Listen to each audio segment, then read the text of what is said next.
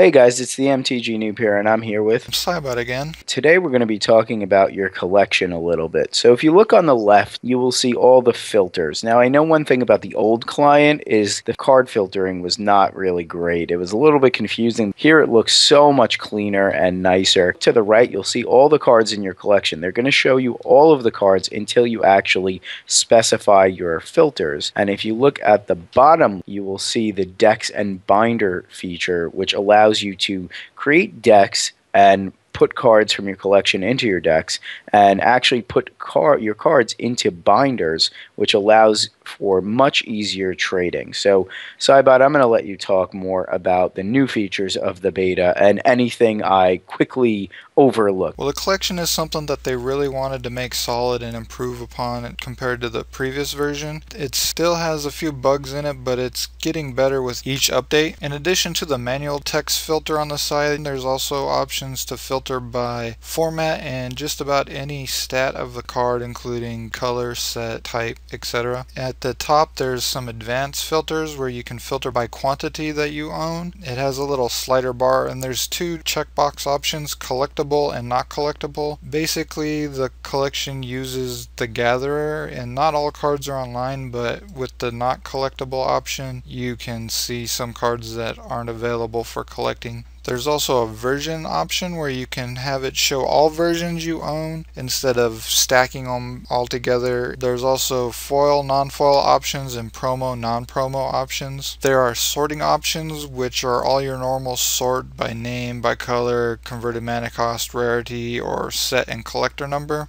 as well as the view option where you can show the preview pane, or there's two view options, card view or list view. And then for decks and binders, you have your normal decks. They have the filters for what formats they're legal in.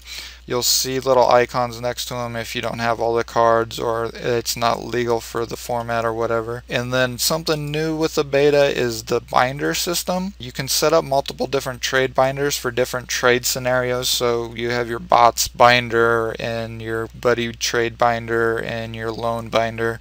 And they also have a wish list filter now where you can add cards that you want.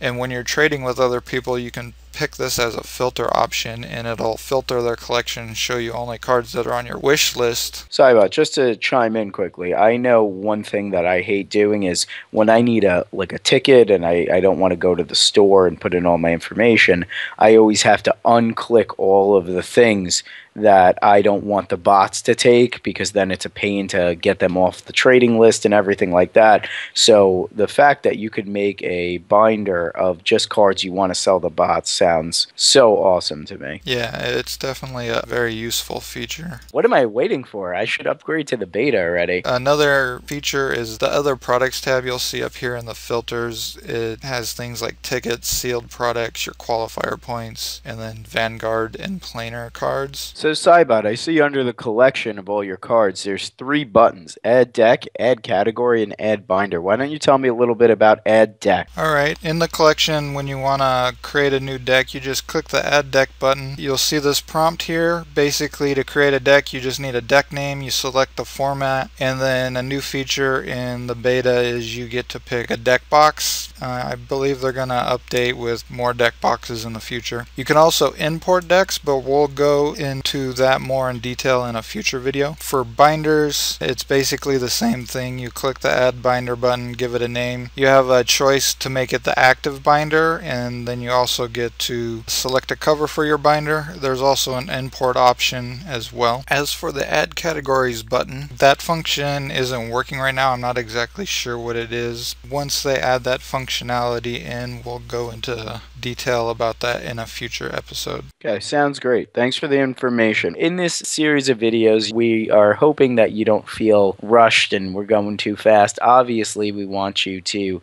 understand that we're gonna be getting to the things that you want to hear most, like, hey, how do I make a deck?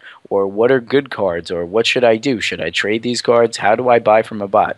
We're going to be covering all that information in the later episodes of the series, but we just thought we'd introduce you to the collection feature and let you know that it does take some time to get used to everything. In the next episode, we're going to be handling the play section, which is very, very interesting and should make for a great episode. So thanks for watching, and please check out the mtgnoob.com. See you guys next time.